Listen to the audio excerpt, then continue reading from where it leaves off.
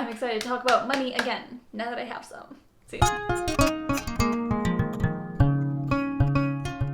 Hello and welcome back to my channel. My name is Sarah and this channel is Sarah Refined. On Tuesdays I am trying to upload a video on self-development or financial education, and then on Thursdays I've got a series going on right now called Travel Story Thursdays. But today we are going to talk about something I have not talked about in a while called finances. In case you forgot, there was a global pandemic that had every single sport canceled, my trip to New York canceled, my trip to Paris canceled, and my job kiboshed until further notice. Well, we got that further notice. The last day I worked was on March 14th, 2020. It is today, June 12th. I will be going back to work on June 16th. And we just got the notification from our government that we can go ahead and do that. Speaking of notifications, if you'd like to get one every time I upload, click that notification bell down below. You'll see it when you hit the subscribe button first.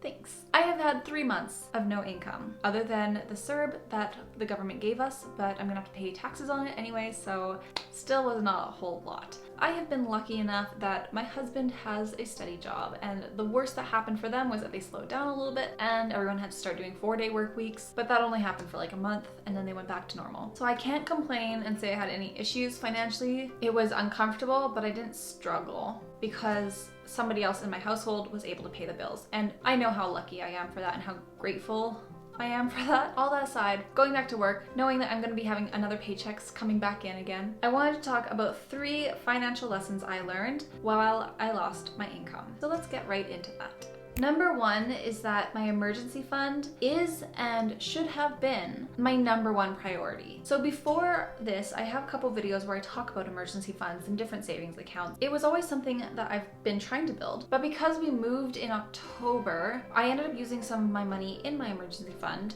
to cover a couple bills and like just different things. And the sad thing is that it doesn't make a lot of sense to me when I look back at it because I know I spent that money, but I don't know where. So something I'm gonna start doing with this, like now that I'm making an income again soon, I'm gonna start tracking everything I can spend, seeing where that money goes, because it's something that it's like the most simple thing that people tell you to do, and it's something I don't really often do. Now, it's kind of weird to me to think that if something was to happen and I was supposed to like say this would never happen, but say we had an awful fight and I ended up having to move out. I couldn't do that right now at all, and that's not comfortable for me. So as soon as I get paid, I'm rebuilding my emergency fund to cover my bills, the bills of the house, and everything else. Because if those roles had been reversed, and even if just my husband lost his job and I didn't, we would have been in a very different situation. Like, we would have managed to stay afloat, not as comfortably as we did with his job staying and mine losing. Does that make sense? Moral of that story, emergency fund. I need to get on it, and the lesson I learned was that not having it is not an option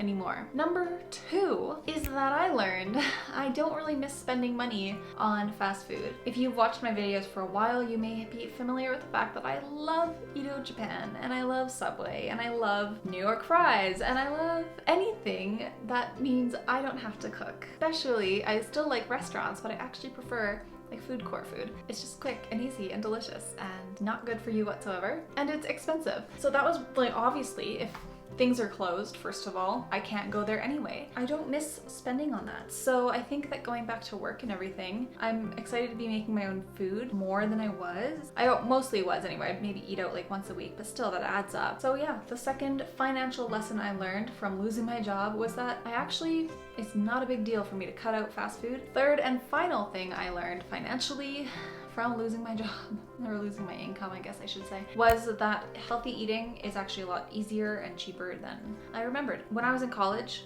I was working part-time. Well, actually I was kind of working full-time while doing college courses, trying to stay afloat because I was paying my own rent, and I had taken student loans out for my schooling, but I did not want to get into the whole trap of paying my bills with it as well. But because of that, my food was sacrificed a lot. I literally ate rice, sweet potatoes, baked beans, or like cans of beans. Eating healthy now, like I think that sometimes I go out of my way to buy the smoothie, or I'll pay for extra seeds or something like that, where it's just like, I don't need that at all. I forgot how much money I saved by eating so minimally. Was a big financial habit for me, because I think that I would also sometimes, if I didn't have healthy food at home, it would feed back into my second point where I would say, oh, I'm just gonna go get a salad from Subway. So I would use the healthy eating to justify me spending money and eating out. Not having the ability to do that has not only taught me I don't need to do that, it's also taught me that I can do it from home. One of my favorite things that has happened in the last few weeks especially, but over the course of this, is that if we wanted something, we'd make it here. Just kidding. If I wanted something, I'd make it here. My husband just ate whatever I had. I am excited to have an income because I think this is the first time in my life that this lack of has been my own, or not been my own choosing. I've always chosen, like, I'm gonna go for